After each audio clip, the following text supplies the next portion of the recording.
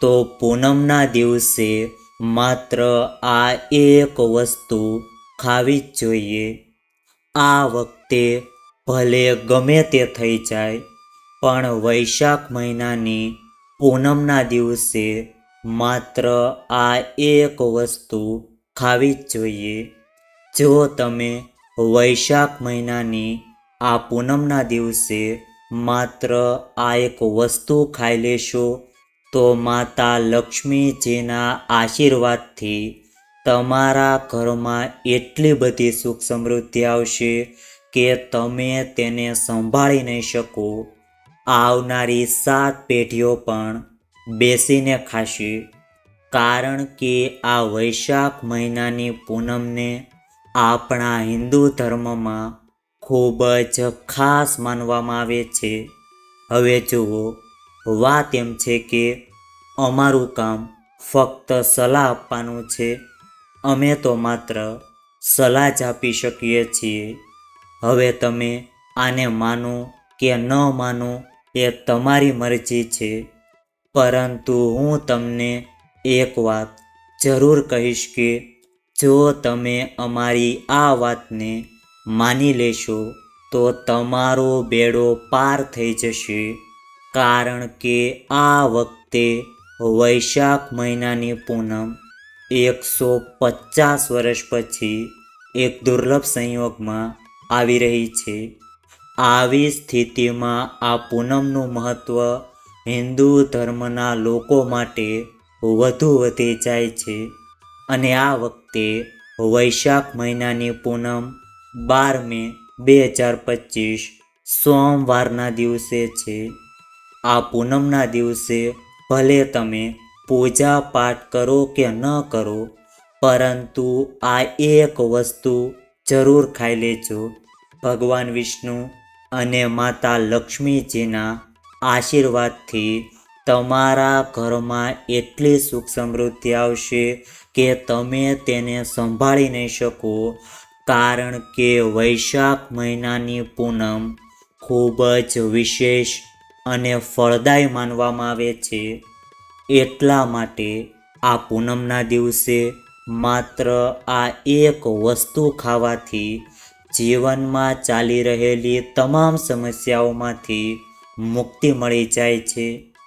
આ સાથે આ વિડીયોમાં અમે તમને જણાવીશું કે વૈશાખ મહિનાની પૂનમના દિવસે ઘરમાં ભૂલથી પણ આવું ભોજન ન બનાવવું જોઈએ અને ન તો તે ખાવું જોઈએ. નહીં તો આખા પરિવાર પર સંકટ આવી શકે છે અને આખો પરિવાર બરબાદ થઈ જાય છે. સાથે જ આ વિડીયોમાં જાણો કે વૈશાખ મહિનાની પૂનમના દિવસે એવું શું ખાવું જોઈએ.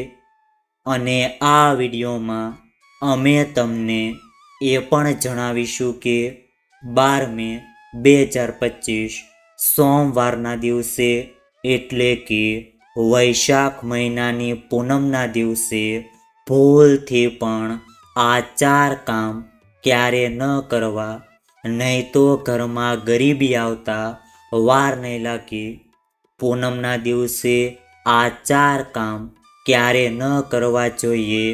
જે માતાઓ અને બહેનો વૈશાખ મહિનાની પૂનમના દિવસે આ 4 કામ કરે છે તેમનું જીવન બરબાદ થઈ જાય છે. તેમના ઘરમાં ગરીબી છવાઈ જાય છે. અને જે ઘરમાં આ 4 કામ થાય છે ત્યાંથી માતા લક્ષ્મી હંમેશા માટે ચાલ્યા જાય છે. સાથે જ અમે તમને એ પણ જણાવીશું કે વૈશાખ મહિનાની પૂનમના દિવસે જો તમે આ વસ્તુઓનું દાન કરી દો તો તમારા ઘરમાં ક્યારેય સુખ સમૃદ્ધિની કમી નહીં રહે. આ સાથે અમે તમને આવી મહત્વપૂર્ણ માહિતી આપીએ છીએ અને અમે તમારી પાસેથી કોઈ પૈસા લેતા નથી. બિલકુલ મફતમાં આવી માહિતી પૂરી પાડીએ છીએ જેથી તમારું જીવન વધુ સારું બની શકે. પરંતુ ઘણા લોકો એવા હોય છે જે વિડીયોને અધૂરો છોડીને જતા રહે છે અથવા તો કાપીને જુએ છે અને પછી આવા વ્યક્તિ જીવનમાં ક્યારેય સફળતા મેળવી શકતા નથી. એટલા માટે આ વિડીયોને સંપૂર્ણપણે જુઓ, કારણ કે જ્યાં સુધી તમે સંપૂર્ણ માહિતી નહીં સમજો ત્યાં સુધી તમને સંપૂર્ણ માહિતી નહીં મળે. તેથી વિડીયોને ધ્યાનથી અને આખો જુઓ. આ સાથે કોમેન્ટ બોક્સમાં તમારા કુળદેવીનું નામ જરૂરથી લખજો. તો ચાલો અમે તમને સૌથી પહેલાં વૈશાખ મહિનાની પૂનમની થોડી માહિતી આપી દઈએ, કારણ કે ઘણા લોકોના મનમાં મૂંઝવણ છે કે આ દિવસે ભગવાન શ્રી હરિ વિષ્ણુ અને માતા લક્ષ્મીજીની પૂજા કેવી રીતે કરવી, આ દિવસે શું ખાવું અને શું ન ખાવું જોઈએ. આ વિડીયોમાં અમે તમારી બધી મૂંઝવણ દૂર કરીશું. તો ચાલો સૌથી પહેલાં અમે તમને જણાવી દઈએ કે વૈશાખ મહિનાની પૂનમની સાચી તારીખ અને સમય શું છે. પછી અમે તમને એક પછી એક બધી માહિતી જણાવતા જઈશું અને એ પણ જણાવીશું કે એ કઈ વસ્તુ છે જે આપણે આ પૂનમના પવિત્ર દિવસે જરૂર ખાવી જ જોઈએ. અને સાથે જ અમે તમને જણાવીશું કે આ દિવસે એક વસ્તુ ભૂલથી પણ ન ખાવી જોઈએ. જો તમે આ વસ્તુ ભૂલથી પણ ખાઈ લો છો તો તમારા ઘરમાં કંઈક દુઃખદ ઘટના બની શકે છે. તો આવું ભૂલથી પણ ન કરવું જોઈએ. અને આવું થાય તે પહેલાં વિડીયોને તમે આખો જરૂર જોઈ લેજો. આ ખૂબ જ ખાસ અને જ્ઞાનવર્ધક વિડીયો છે. તો ચાલો હવે આપણે સૌથી પહેલાં જાણી લઈએ કે આ વૈશાખ મહિનાની પૂનમના દિવસે કઈ વસ્તુનું સેવન ભૂલથી પણ ન કરવું જોઈએ. એ જાણીએ તે પહેલાં આ વિડીયોના કોમેન્ટ બોક્સમાં તમારા કુળદેવીનું નામ જરૂરથી લખજો.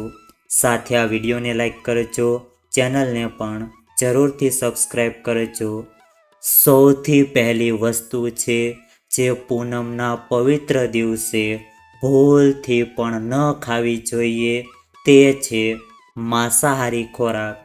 આવો પૂનમનો પવિત્ર દિવસ હોય અને તે દિવસે ચિકન, માછલી કે કોઈ પણ પ્રકારનું માંસ ન ખાવું જોઈએ. તેનું ખાસ ધ્યાન રાખો. આ દિવસે માંસાહારી ખોરાક ખાવાની સંપૂર્ણપણે મનાઈ છે.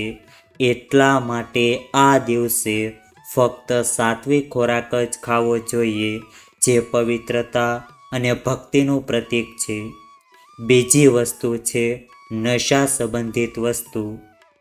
વૈશાખ મહિનાની પૂનમના પવિત્ર દિવસે તમાકુ, ગુટખા કે પાન મસાલા વગેરેનું સેવન સંપૂર્ણપણે પ્રતિબંધિત છે.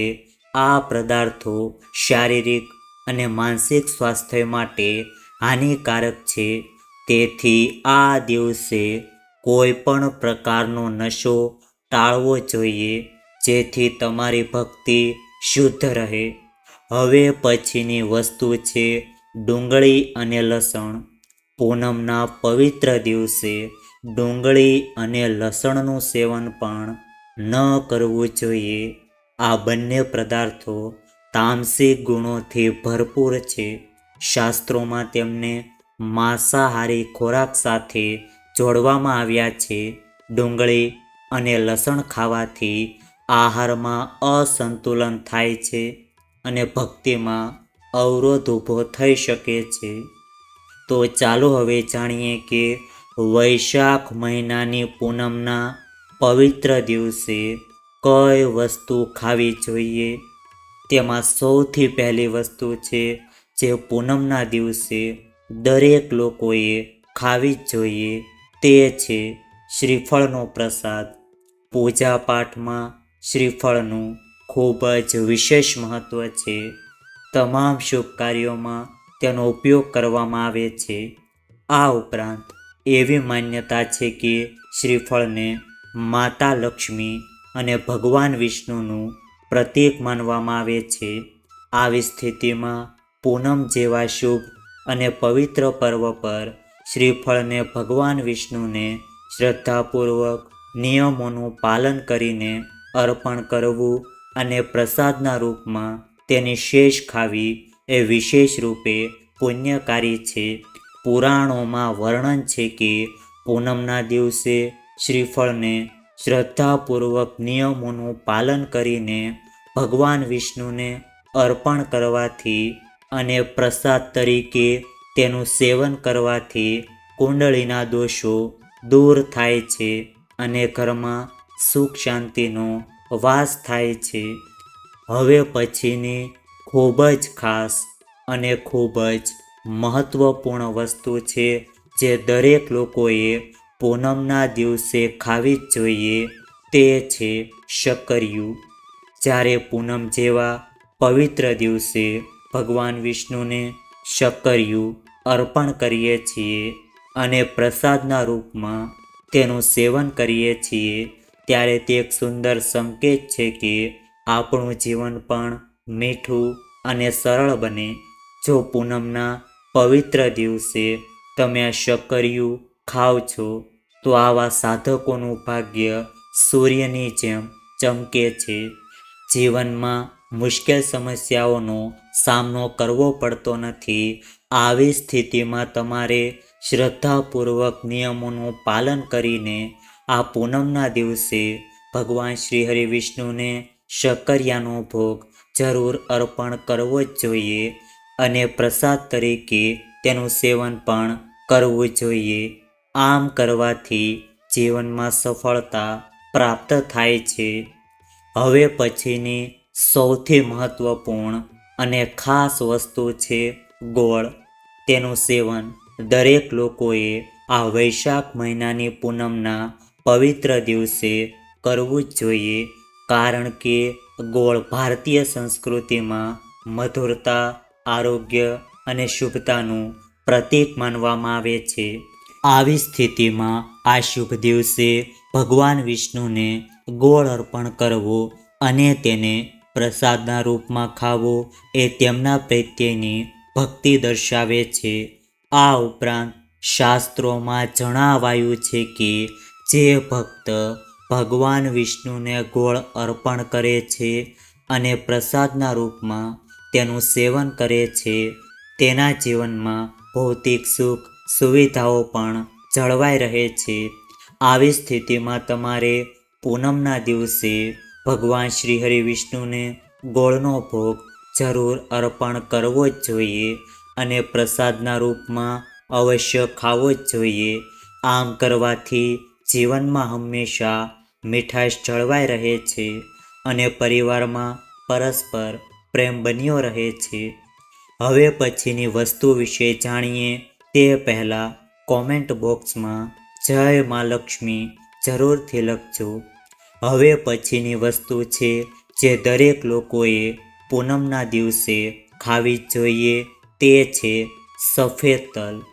ભગવાન વિષ્ણુને સફેદ તલનો ભોગ અર્પણ કરવો અને પ્રસાદના રૂપમાં ખાવા અત્યંત પુણ્યશાળી માનવામાં આવે છે, કારણ કે ધાર્મિક ગ્રંથોમાં વર્ણન છે કે તલ પાપોના નાશનું પ્રતીક છે.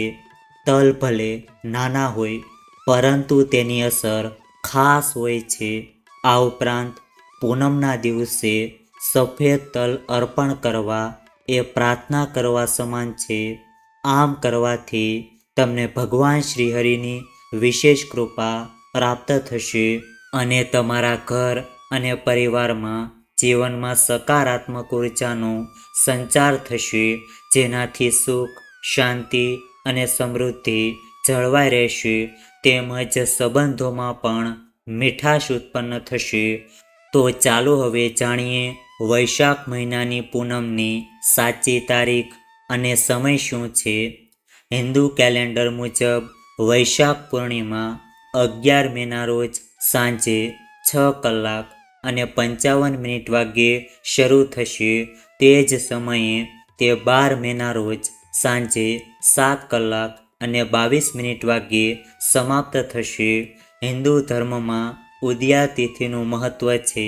આવી સ્થિતિમાં આ વખતે વૈશાખ પૂર્ણિમા 12 મેના રોજ ઉજવવામાં આવશે. વૈશાખ પૂર્ણિમાના રોજ ચંદ્રોદયનો સમય સાંજે 5:59 વાગ્યાનો રહેશે.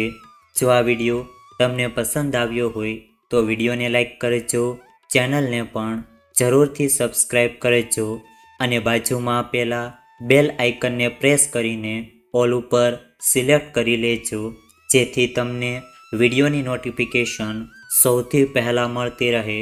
અને કોમેન્ટ બોક્સમાં ઓમ નમો ભગવતે વાસુદેવાય નમઃ અને જય શ્રી રામ જરૂરથી લખજો. વિડીયોને છેલ્લે સુધી જોવા બદલ આપનો ખૂબ ખૂબ આભાર.